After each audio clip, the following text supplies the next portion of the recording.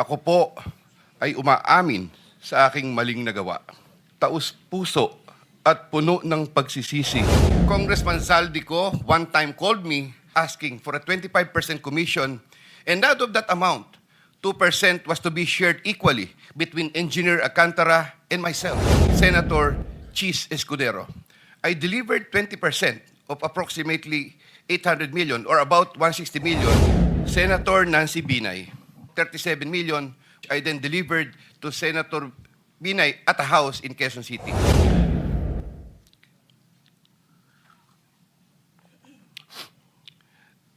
Senator Ramon Bong Revilla, or about 125 million, which was turned over to me and then delivered to Senator Revilla in his house in Cavite.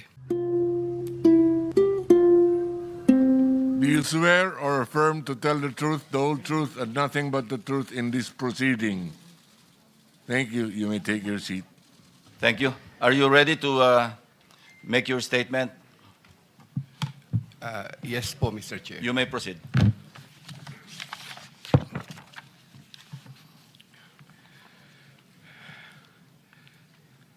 Dear Senator Lacson and honorable members of the Blue Ribbon Committee, I am Roberto Bernardo, formerly an Undersecretary for Operations of the Department of Public Works and Highways, DPWH.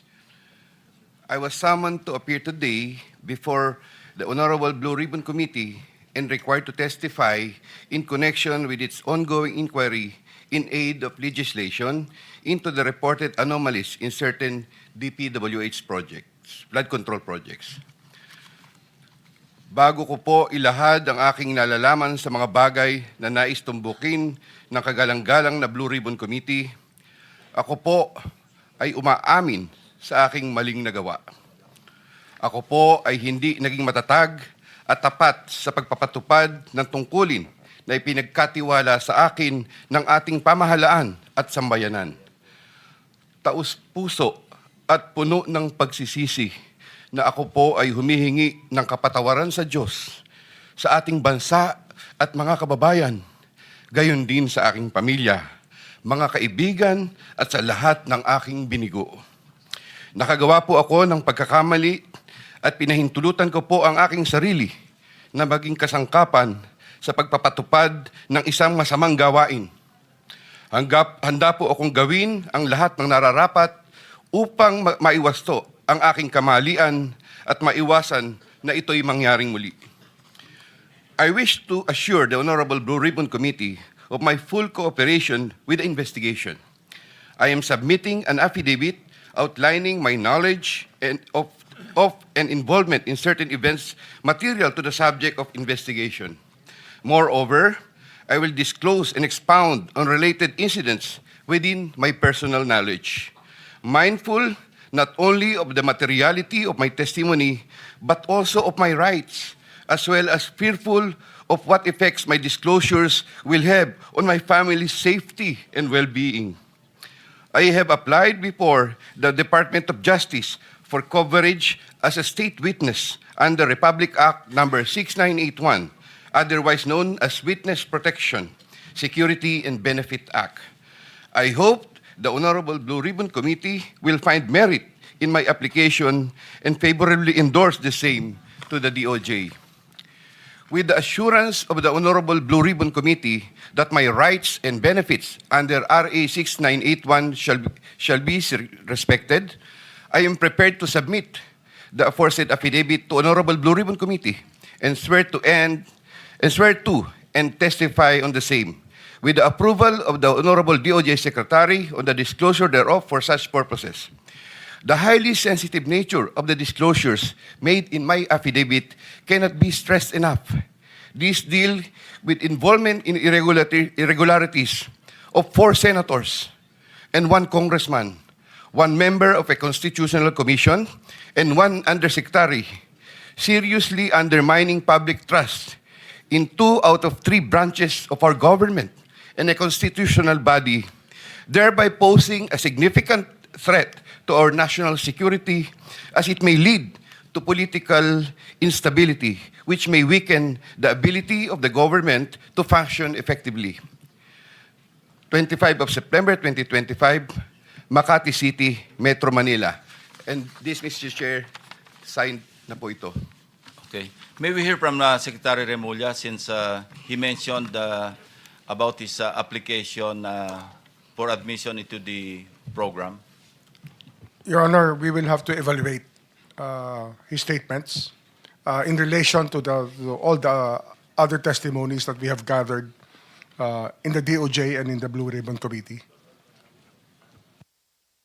The Senate President, Mr. Chairman, Guzman. yeah. We would like to listen to your sworn affidavit, if you have one, or an affidavit that you will swear to complete the disclosure that you're talking about. Otherwise, those are mere general statements. Please, thank you. Yes, Mr. President, Mr. Chair, may I be allowed to read the Yes, you may proceed, Usec Bernardo. affidavit? I, Roberto R. Bernardo, Filipino, of legal age, a resident of Malolos City, Bulacan, under oath, deposed and state. In connection with the ongoing Senate Blue Ribbon Committee investigations, I intend to submit this affidavit which provides details of my knowledge about matters within my jurisdiction relating to flood control projects when I was still serving as Undersecretary for Operations of the Department of Public Works and Highways. This affidavit lays out details. Sorry, excuse me. You have your counsel now with you? Yes, sir. Yes, po, Okay, Mr. on Chair. record. Okay. This affidavit lays out details of the involvement of legislators as well as other government officials with a commitment on my part to expand these disclosures as my best recollection of facts and records may serve. Number three, since the received an invitation to appear in these proceedings, I began collating, vetting, and consolidating all written communications, documents, tables, and matrices, and lists in my possession, the retrieval of which has been difficult since I retired from public service last August 2025. With the benefit of more time and greater freedom to access files, I am confident that I can provide even more material and relevant evidence that would clarify the issues once and for all. Number four, more importantly, I am executing and submitting this affidavit with my full and absolute consent as an integral part of my application to be admitted under the Witness Protection Program through the favorable recommendations of the Honorable Chairman of the Blue Ribbon Committee, Senator Ping Lacson, and the Honorable Senate President, Tito Soto, under Section 4, as well as Section 10 of Republic Act Number 6981, otherwise known as Witness Protection, Security, and Benefit Act before the Department of Justice. I attest and confirm that the names, dates, and transactions mentioned hereunder are based on my direct personal knowledge and have ample documentary support where necessary or desirable if given full opportunity to retrieve the same. Background facts. I earned my bachelor's degree in Bachelor of Science in Civil Engineering in 1984. I am a registered civil engineer by profession. In the year 1985, I began my 40-year stint in the DPWH as a laborer.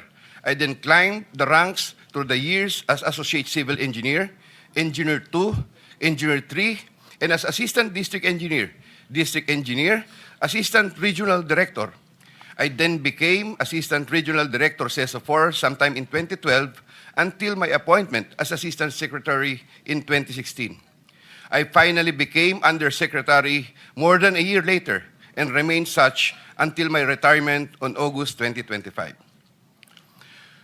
I met former District Engineer Henry Alcantara during my assignment in the Laguna 2nd District Engineering Office. Engineer Alcantara, Engineer Bryce Hernandez, Engineer J.P. Mendoza, and Engineer Algie Jumasig all belong to the Bulacan 1st DEO. 2020-2040 scheme. Sometime after the State of the Nation address of President Ferdinand Bongbong Marcos Jr. in July 2025, and while I was already on sick leave, I heard from Secretary Bunoan for the first time that Engineer Alcantara, Engineer Hernandez, Engineer Mendoza, and Engineer Dumasig were engaged in contracting activities using the licenses of other contractors. Subsequently, Engineer Hernandez confirmed this arrangement through one of the legislative hearings and by other contractors whose license they used. According to Bryce Hernandez, their sharing is 20-20-20-40% from these activities. My understanding is that they had prepared and signed documents for purposes of collecting payments, which they then apportioned the profits amongst themselves. However, I must admit that I have no personal knowledge on the exact actions they took to accomplish this scheme, and I can only be asked general questions on the systems in place that would have allowed this modus operandi to happen. I categorically state that I have neither knowledge nor participation in these business activities, which were entirely done by Engineer Alcantara, Engineer Hernandez, Engineer Mendoza, and Engineer Dumasig on their own. Ghost projects. At about the same time, after the 2025 SONA, I also heard for the first time that aside from the 2020-2040 scheme, were flood control projects, ghost projects, for which Engineer Alcantara, Engineer Hernandez, Engineer Mendoza, and Engineer Dumasig were also responsible. These were confirmed later by Secretary Bunaan during a separate legislative hearings. I called up Engineer Alcantara to ask him about these flood control ghost projects. He denied any participation. Subsequently, he likewise told me that he even convened the officers of Bulacan First DEO to confront them about these ghost projects, and that some officers, it was Engineer Hernandez, who was the primary person responsible for the same. In the exact words of Engineer Alcantara, si Bryce po yan. I categorically state that I have neither knowledge nor participation in these flood control ghost projects. Congressman Zaldy ko. My personal knowledge regarding Congressman Zaldy ko are set out as follows. Congressman Zaldy ko one time called me to say that he met Engineer Alcantara and wanted to confirm, maayos bang kausap si Engineer Alcantara? To which I replied, maayos po. Engineer Alcantara then told me that Kong Zaldy ko was asking for a 25% commission, and out of that amount, 2% was to be shared equally between Engineer Alcantara and myself. In his exact words, boss, hati na tayo sa 2%. Furthermore, Engineer Alcantara would tell me every time that he made deliveries of cash to Congressman Zaldy ko in compliance with his commitment to Congressman Zaldy ko.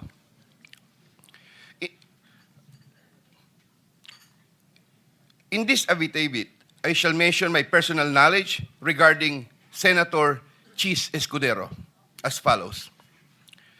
Maynard Ngu and I are close friends, and we go years back. He is also a close friend and campaign contributor of Senator Cheese Escudero. Maynard Ngu asked me to submit a list of projects. I personally submitted a list of projects to Maynard Ngu, and some of the items therein pertaining to Valenzuela and Marinduque projects were subsequently included in the General Appropriations Act. A copy of the list of Valenzuela and Marinduque projects is here to attach to this affidavit as Annex A. When I gave him the list and in relation to the commitment, I asked him, Boss, paano to? Maynard replied, bahala ka na. I asked, Boss, okay na ba ang 20%? Maynard said, okay. After inclusion of the projects in the GAA, I delivered 20% of approximately 800 million or about 160 million to Maynard Ngu, which was meant for Senator Escudero. Finally, I would like to add that deliveries of cash were personally made to me, by me, to Maynard Ngu at his office in Manila. I confirm that Commissioner Lipana requested that he be referred to officers of DPWH Bulacan First DEO. I referred to Engineer Bryce Hernandez. I have no personal knowledge if they were able to secure a project in Bulacan First DEO. Furthermore, and subject to possible referral to an executive session upon the approval of the Honorable Chairman, I attest to the broader systemic issues in DPWH that are widespread. My statements hereunder are based on personal knowledge and direct interactions with the personalities involved with great risk to my safety and that of my family members. I confirm the following. Usec Trigive Olivar of DepEd. Usec Trigive Olivar used to work for Senator Ramon Bong Revilla and Senator Sani Angara before his appointment as Usec for the Department of Education. Sometime 2010, I met for the first time Usec Olivar, who was then working in the office of Senator Bong Revilla. Later, I learned that he transferred to the office of Senator Edgardo Angara and then later to Senator Sani Angara. Sometime 2024, Usec Olivar personally called me for a meeting to discuss about unprogrammed appropriations, supposedly for the office of the Executive Secretary. In the said meeting, he requested me to submit a list of projects. After the meeting, I asked Bulacan First DEO to prepare a list of projects for funding. Thereafter, Engineer Alcantara submitted a list of projects worth 2.85 billion. Here to attach as Annex B is a list of those projects. Subsequently, I submitted this list to Usec Olivar. Usec Olivar told me that the commitment is 15%. In his words, Boss, 15 yan. Thereafter, the DPWH received a special allotment release order for 2.85 billion for the projects listed in Annex B. Engineer Alcantara, from time to time, would collect and deliver the agreed 15% commitment to me, which I delivered or caused to be delivered to Usec Olivar in Magallanes, Makati, and other places.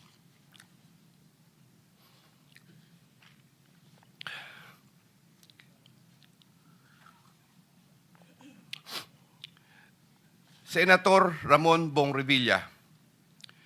Sometime in the year 2024, Senator Revilla and I met where I gave him a list of projects given to me by Engineer Alcantara.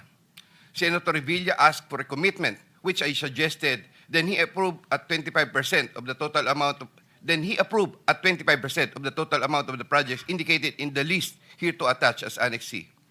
I relayed the 25% commitment to Engineer Alcantara and told him that Senator Revilla will appreciate additional contributions for his senatorial re-election bid. Engineer Alcantara collected the 25% commitment, or about 125 million, which was turned over to me and then delivered to Senator Revilla in his house in Cavite.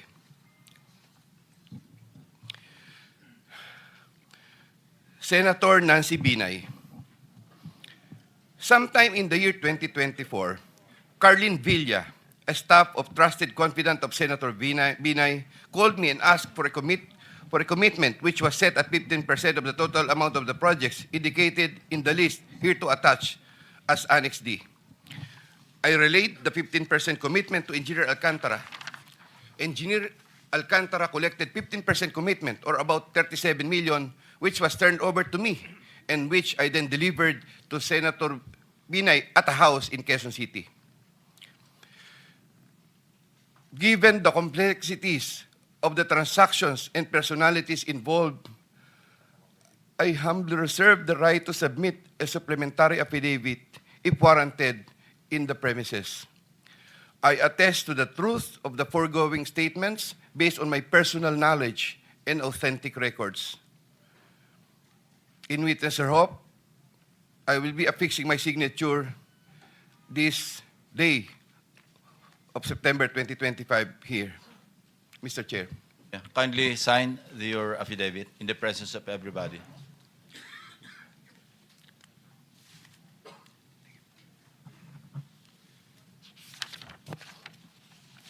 Here, Mr. Chair, I have already signed it.